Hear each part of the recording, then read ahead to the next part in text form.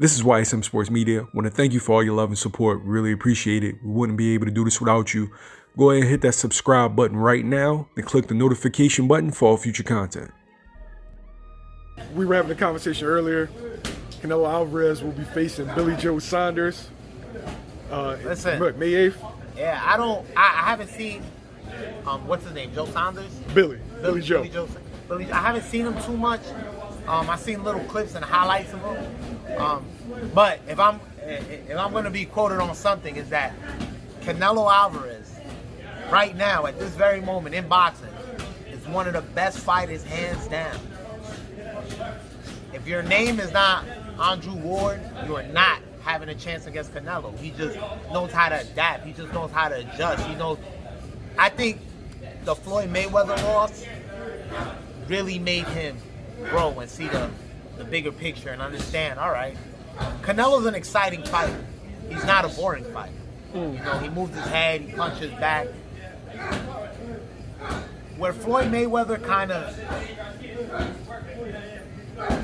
fucked it up at is when it all started becoming about the money. And I understand gimmicks and all that stuff, but when you take a gladiator sport like boxing, where you had, warriors like a Leonard, like a Tyson, like Durant, like a Hagler, like Hearn, like if you even want to take it back to what's his name, man?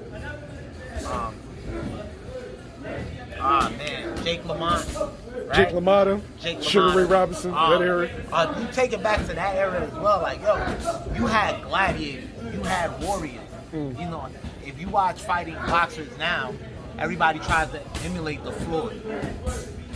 If you get anything out of this whole thing, understand that there's only one Floyd Mayweather. There will never be another Floyd Mayweather. Adrian Broner tried it, and you see where that went. Yeah. You feel me?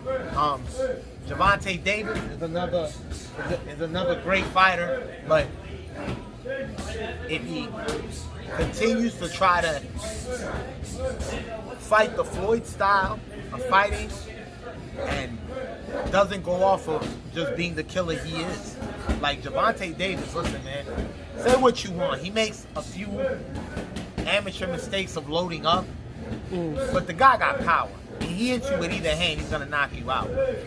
Now, if you kind of take that away and you make it more of a Floyd fight, Floyd fighter just kind of moving around, dancing more of a defensive, I feel like you kind of take the excitement of a Gervonta Davis away. And I don't think boxing needs more Floyd Mayweather, if I'm being honest. You know, listen, I'm a Floyd fan myself. But when people say, oh, he's bad for boxing, they mean in the sense of the shit he's doing now. You're giving an opportunity to a guy who doesn't even deserve it. You know how much money this kid's gonna make? So what? He's a YouTuber. Why don't you go after somebody if you wanna etch your legacy in boxing as being one of the greatest of all time? Why don't you go after somebody who matters? Why don't you give a Canelo a rematch? Why don't you go after a Crawford? Why don't you go after something that matters? You know, when you play with the sport in the sense, you bring eyes to it, but them eyes are not gonna be consistent. You feel me? Them eyes are only gonna be for the moment. This is the moment. Listen, what about real boxing moments? You know, that matters. Like boxing moments, like the Golovkin and Canelo. Little moments like that, like when he was, I forgot, I think he was fighting at that time. He was getting ready to fight Conor McGregor. I think at that time, and the Canelo and Golovkin fight was coming around. I think the very first one was coming around right the corner or something like that.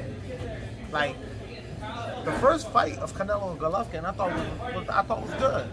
You know, I didn't think it was a whack fight. I thought the first two fights were good. I thought they were real good. But because you had the Floyd and Conor happening, you think that took away from it? You took away from it, yeah. It took away because nobody. Let's be honest. Like nobody really goes back to that fight and says, "Oh, yo, this fight was happening around there," because around that time the Floyd Mayweather and the Conor McGregor fight was happening. And even though it was boxing versus MMA, it's like, come on now, we all know that a boxer who's been doing it as long as Floyd Mayweather, was gonna be Conor McGregor. Like, you know, I just don't want boxing to be made look like a circus, because it's not that. Like, yo, there's a science behind it. Like, you have gladiators, you have warriors who put their life on the line. Like, people don't seem to understand that. Like, I've seen people, you know, I'll never forget going to Nationals, 2007 Silver Glove. A kid, this was the second round. I made it, I won my first round in the Nationals. You had to fight 3 days. Friday, Saturday, Sunday, and then Sunday night, if you won, they would have like a little ceremony. So the second night, Saturday night, when I was there, a kid ends up getting clipped. Boom! I'm talking about, man, a knockout that was ugly, man. Got rushed out in a stretcher, all that. To come to find out, kid had a tumor in his head. Like, I see people think that this boxing shit is play. You don't play boxing. Not for nothing. I've seen Nate Robinson's knockout was ugly, but it was just a time punch at the right place, right time. He was running into it, he got clipped. Like, this YouTuber, I think Jake Paul, whatever his name is, now he's talking about fighting Canelo or whatever, trying to match that up. Like, yo, come on, man. Like, earn your stripes before you make all. Earn your stripes, bro. Like, because now you making it seem like shit. Well, yo, right now, whoever's watching this, if this video gets 1 million views, 2 million views, 5 million views, shit, maybe I get a fight against Floyd. You know, fuck it, why not? Why can't I? I got the views for it. You know, that's what you're giving people. That's what you're basically telling people. All you need is viewers, and you can have whatever you want. What happened to working, man? What happened to grinding? What happened to hustling? What happened to doing the work to get there? Not just, I understand, yo, trust and believe, I understand the social media shit is tougher than what it seems.